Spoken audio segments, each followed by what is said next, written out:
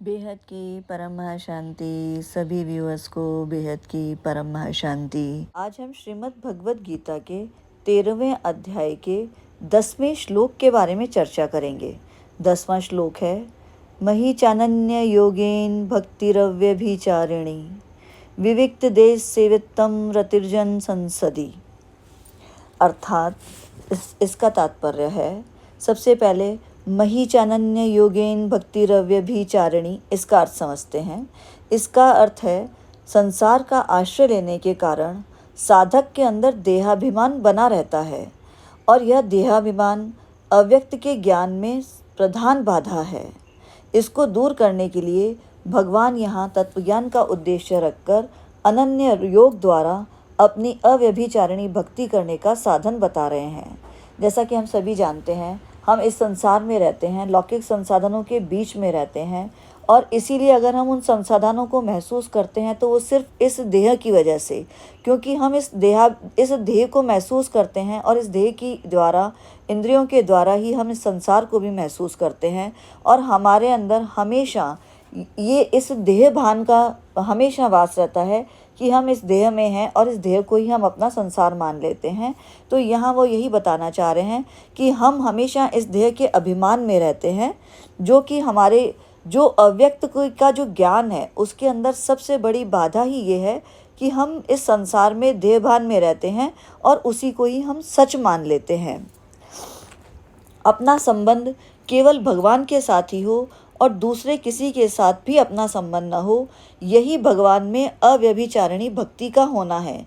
मतलब अब हम इस संसार में हम रहते हुए भी सब संबंधों के साथ, सब संबंधों के बीच में रहते हुए भी किसी भी संबंध को संबंध ना समझते हुए हमारा संबंध हम सिर्फ भगवान के साथ ही महसूस करें और ये माने कि सिर्फ भगवान के साथ ही हमारा संबंध है और बाकी किसी और के साथ हमारा संबंध होकर भी कोई संबंध नहीं है।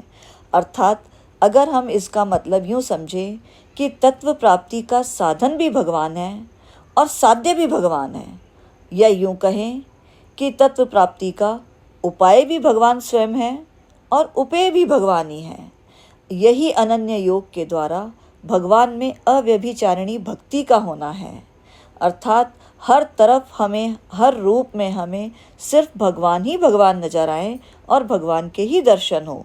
इस प्रकार हम उन भगवान के अंदर, उन प्रभु के अंदर, उनकी याद में इस प्रकार खो जाएं, इस प्रकार लय हो जाएं कि हमें हर तरफ वही नजर आए।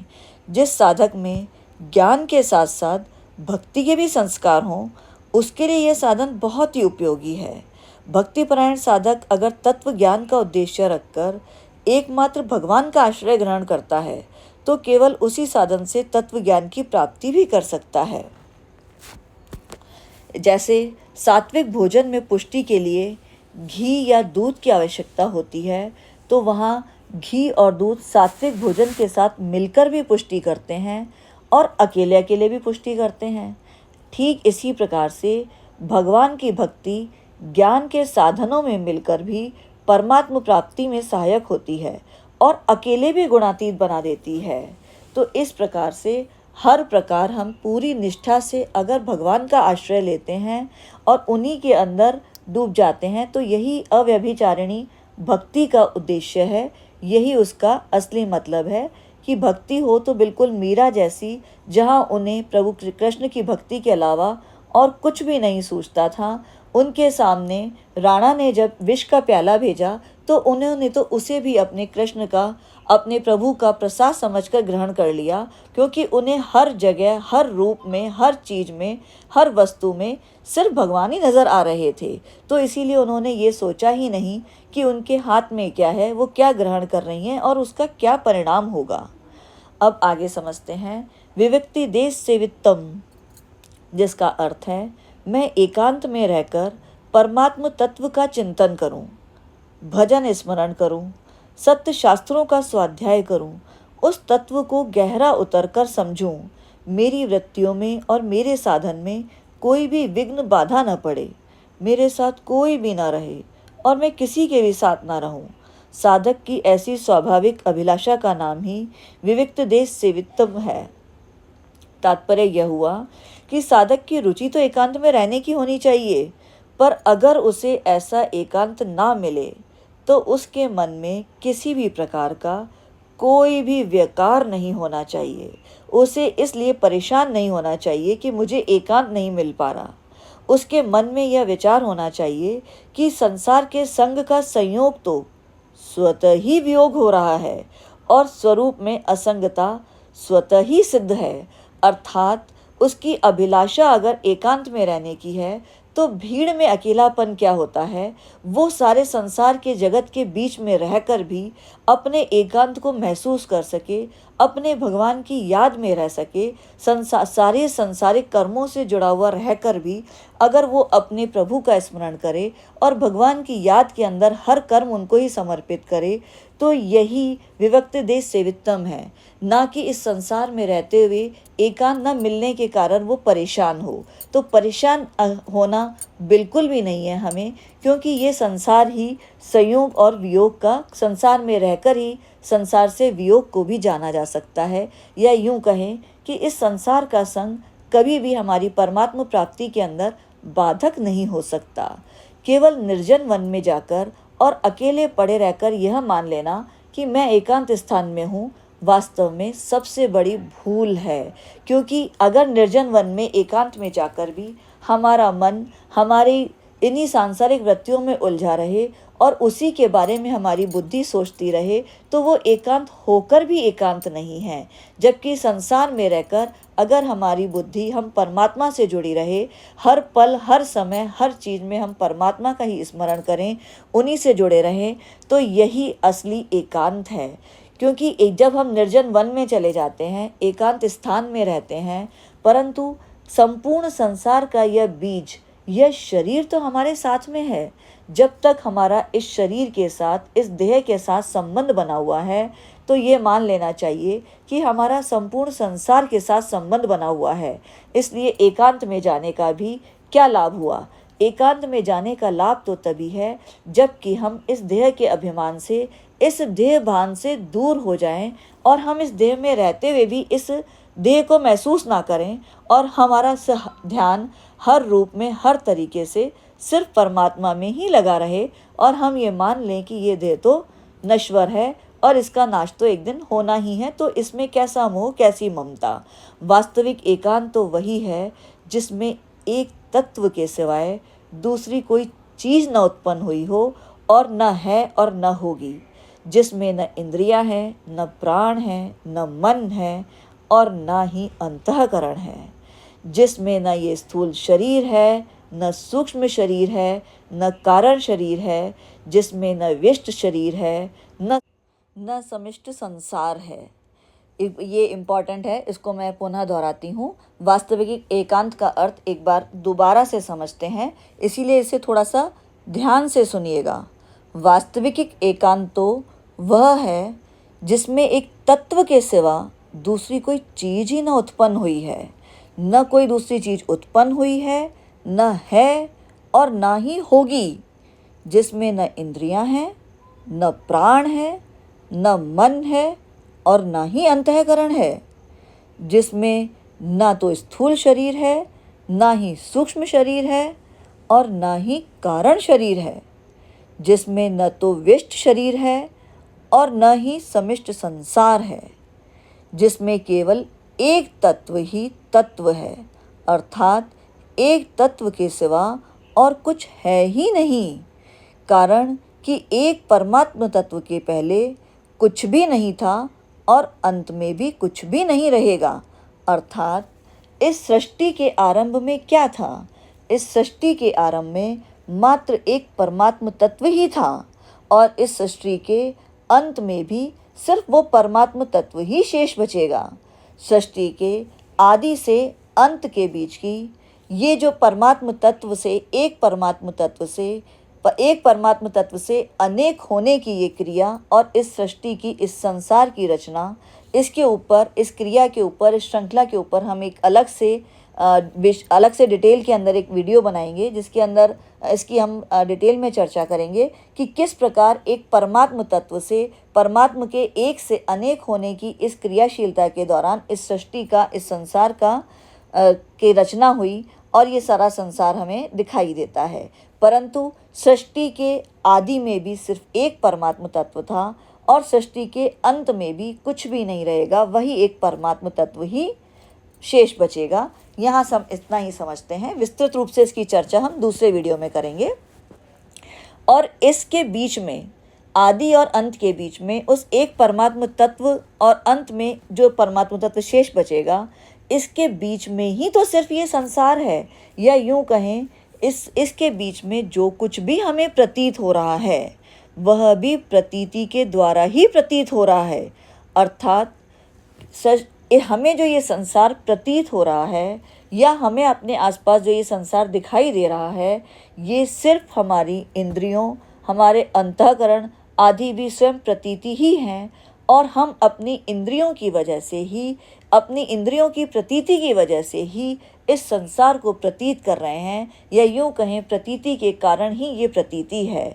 अर्थात आज हमारी जो ये स्पर्श रूप रस गंध, इस तरह से जो 5 हमारी इंद्रियां हैं, या हम यूँ कहें कि आज अगर हम ये संसार दिखाई देता है तो हम देखते हैं, इसीलिए तो दिखाई देता है। हमारे सामने कोई भी वस्तु है, हमारी आँखें, हमारी दृष्टि उसे देखती है, तभी वो वस्तु हमें दिखाई देती है। अगर हम ना देखें तो क्या वो वस्तु हमें दिखाई देगी? नहीं ना।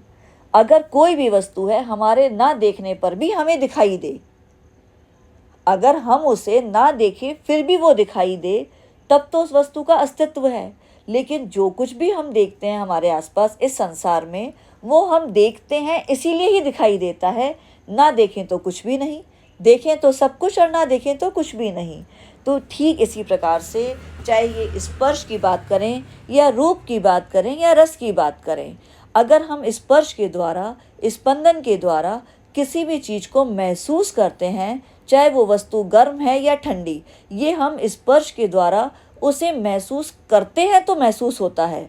अगर हम ना, हमारी इंद्रियों का हम इस्तेमाल ही ना करें, उनको, हमारी इंद्रियों का कोई अस्तित्व ही ना हो, हम ये मान लें, तो ना हम अपनी इंद्रियों को महसूस करेंगे, ना ही हमें कुछ महसूस होगा, ना हम कुछ देखेंगे, ना ही हमें कुछ दिखाई देगा। अर्थात हम ये कह सकते हैं कि आज अगर हमारी इंद्रियों का इस्तेमाल ही ना हो, या हम ये मान लें इंद्रियों का अस्तित्व ही ना हो, इस देह भान में रहने की वजह से, इस देह से जुड़ी हुई इंद्रियों का अस्तित्व हम महसूस करते हैं, तो हमें ये संसार प्रतीत होता है, हमारे आसपास की हर चीज़ हमें प्रतीत होती है। अब इसका यही यहाँ पर यह बताना चाह रहे हैं कि प्रतीति के द्वारा ही प्रतीति होती है। अर्थात अगर ये इंद्रियों को हम प्रतीत ही ना करें, इंद्रियों को हम अपनी देह का भान ही ना करें, हम ये माने ही नहीं कि हम इस देह के अंदर हैं, तो हम इस देह भान में रहते हुए, या हम इस देह में रहते हुए, इस संसार में रहते हुए भी इस संसार से वियोग के रूप में महसूस कर सकते हैं। जो अभी हम थोड़ी देर पहले हमने चर्चा की थी कि वास्तविक एकांत क्या है। वास्तविक एकांत किसी निर्जन वन में जाकर के बैठ जाना नहीं है। वास्तविक एकांत तो यही है कि इस देह में रहते हुए, इस संसार में रहते हुए भी हम उससे वियोग को महसूस करें, संयोग को नहीं। हम ये मान लें कि हम संसार में रहते हुए भी इस संसार में नहीं हैं। ये ठीक उसी प्रकार है जैसे कि अगर आपने कभी कमल को देखा हो, तो कमल का फूल हमेशा कीचड़ में खिलता है, मतलब उसके आसपास सिर्फ कीचड़ ही कीचड़ होती है। फिर भी अगर हम कमल के फूल को देखें तो वो बिल्कुल साफ होता है, शुद्ध होता है, और ईश्वर की पूजा के अंदर उसे अर्पित किया जाता है। तो जिस प्रकार से वो कमल का फूल कीचड़ में रहकर भी उस कीचड़ से अछूता रहता है, तो ठीक हम यही मान सकते हैं कि हमारे आसपास जितनी भी नकारात्मक वृत्तियां इस संसार में फैली हुई हैं, वो इस संसार रूपी कीचड़ ही तो है। हम उस कीचड़ को महसूस ही ना करें, उस कीचड़ को की प्रतीति ही ना करें, और एक कमल की तरीके से खिलें, यानी इस संसार में रहकर भी इस संसार से अछूते रहे, इस संसार में रहते हुए भी हमारा इस संसार से संयोग ना हो, अपितु हम उस संसार से वियोग को महसूस करें। तो हमें किसी निर्जन वन में जाने की कोई आवश्यकता नहीं है। हम इसी संसार में, इन्हीं संबंधों के बीच में रहते हुए अपने आप को पूर्ण रूप से ईश्वर को समर्पित कर सकते हैं, उनके ध्यान में रह सकते हैं और अपनी इंद्रियों पर भी काबू पा सकते हैं, देह में रहते हुए भी देहभान से दूर हो सकते हैं, तो निश्चित रूप से हमें ईश्वर की प्राप्ति जरूर होगी। और यही ये गीता का श्लोक हमें समझाने की कोशिश कर रहा है कि एकांत का अर्थ क्या है। और ये संसार जो हमें दिखाई देता है ये तो सिर्फ नश्वर है, जिसे हम सिर्फ अपनी इंद्रियों के द्वारा ही प्रतीत करते हैं। अगर हम अपनी इंद्रियों से ऊपर उठ जाएं और प्रभु के पर पूरी तरह से आश्रित हो जाएं, हर तरफ हमें हर रूप में हम सिर्फ अपने प्रभु के ही दर्शन करें, अपने ईश्वर के ही दर्शन करें, तो हमें सिर्फ हर तरफ ईश्वर ही नज़र आएंगे। हमें इस संसार की तो प्रतीति ही नहीं होगी, अर्थात हम इस संसार से संयोग होते हुए भी वियोग का महसूस करेंगे। तो इस प्रकार हमने ये जाना, ये समझा कि हमारा संबंध इस शरीर और अंतःकरण के साथ तो कभी हुआ ही नहीं। इस संबंध को हम महसूस करते हैं, इसीलिए हमें ये सब दिखाई देता है। असल में तो हमारा कभी संबंध हुआ ही नहीं है। ये शरीर और अंतःकरण तो प्रकृति का कार्य है और स्वरूप सदा ही प्रकृति से अतीत था। तो इस प्रकार अनुभव करना ही वास्तव में विविक्त देश सेवित्वम है। अब आगे अर्तजन संसदी, इसे भी समझ लेते हैं। साधारणतया मनुष्य समाज में प्रीति रुचि न हो, अर्थात यहाँ क्या हो रहा है, कब क्या होगा, कैसे होगा, इस प्रकार की सांसारिक बातों को सुनने की कोई इच्छा भी बाकी ना हो, तथा समाचार सुनाने वाले लोगों से मिलें तो सही, परंतु कुछ समाचार प्राप्त करें, ऐसी किंचित मात्र भी कोई इच्छा ना हो, कोई प्रीति ना हो, कोई उम्मीद ना हो। पर अर्थात अक्सर होता है कि हम लोगों से मिलते हैं, इस संसार में रहते हैं, लौकिक कार्य करते हैं, सांसारिक वृत्तियों का पालन करते हैं, तो हम लोगों से मिलते हैं, लोगों से मिलें, सांसारिक वृत्तियों का पालन करें, पर ऐसी कोई उम्मीद ना हो कि अगर हम किसी से मिले हैं तो हमें कोई समाचार सुनने को ही मिले। मिलता है तो भी ठीक है, नहीं मिलता है तो भी ठीक है, परंतु समाचार पाने की इच्छा भी ना हो और न पाने का कोई गम भी ना हो। मतलब हर इच्छा से, हर प्रीति से, हर गम से, हर सुख से, हर दुख से हमें ऊपर उठना है। परंतु हमारे से अगर कोई तत्व की बात पूछना चाहता है, साधन के विषय में चर्चा करना चाहता है, उससे मिलने के लिए मन में जो इच्छा होती है वह अर्तजन संसदी नहीं है। ऐसे ही जहाँ तत्व की बात होती हो, आपस में तत्व का विचार होता हो, अथवा हमारी दृष्टि में कोई परमात्म तत्व को जानने वाला हो, ऐसे पुरुषों के संग की जो रुचि होती है वह जन समुदाय में रुचि होना नहीं कहलाती, परंतु वह तो आवश्यक है। अर्थात ज्ञान चर्चा से जुड़े रहें, इसकी इच्छा होना। बेसिकली यहाँ अर्तजन संसदी का अर्थ है कि हमारे अंदर ज्ञान की चर्चा के लिए किसी से मिलने की इच्छा ना हो, लेकिन अगर ज्ञान चर्चा होती है, तत्व का विचार होता है, विमर्श होता है, परमात्म तत्व जानने वालों से मिलते हैं, उनका संग होता है, तो ये हमारे लिए अच्छा है। क्योंकि संग में रुचि है होने का अर्थ जन समुदाय में रुचि होना नहीं है, बल्कि उस संग से जुड़े रह करके, या हम जब ज्ञान की बातों से जुड़े रहते हैं, हम परमात्म तत्व की बातों से या ज्ञान की बातों से, परमात्म तत्व के ज्ञान से निरंतर जुड़े रहते हैं, तो हम परमात्म तत्व में ही तो समाये रहते हैं। तो इसका अर्थ जन समुदाय में जुड़े रहना नहीं है, बल्कि यह संग तो आवश्यक है, ताकि हम हर पल अपने आप को याद दिला सकें कि हमारे जीवन का असली मकसद क्या है।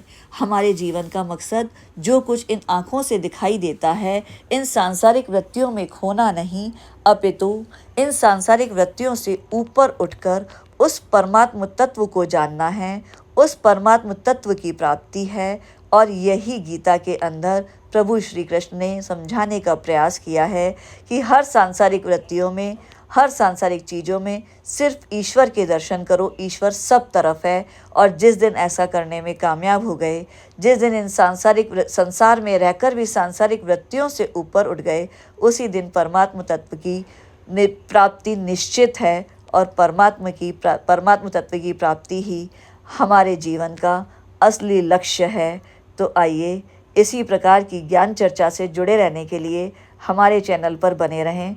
उसके लिए चैनल को सब्सक्राइब करें, और अगर आपको ये वीडियो अच्छा लगा हो तो इसे लाइक करें, शेयर करें और कमेंट करके हमें ज़रूर बताएं कि आप और किस प्रकार की क्या जानकारी हमसे चाहते हैं, ज्ञान रूपी जानकारी, किस पुराण के बारे में जानना चाहते हैं, अपनी इच्छा, अपनी ज्ञान प्राप्ति का क्या आपका साधन है, ये हमें कमेंट में लिख के ज़रूर बताएं, ताकि हम उस कमेंट के हिसाब से उसे आपके अगले वीडियो में आपके लिए ज़रूर लेकर आएंगे। और इसी प्रकार का और आध्यात्मिक ज्ञान में अगर आपकी रुचि है तो बापूजी दशरथ भाई पटेल नाम से ही एक चैनल है, जिसमें बापूजी ने इस ब्रह्मांड से परे का, बेहद की दुनिया का भी ज्ञान दिया है, तो आप उसे भी सुन सकते हैं। और अगर हमारे साथ योग करना चाहते हैं तो उसी चैनल पर रात को 10 से 11 लाइव मेडिटेशन किया जाता है, आप उसमें भी जुड़ सकते हैं। वीडियो को पूरा देखने के लिए सभी व्यूअर्स का परम धन्यवाद। बेहद की परम महाशांति।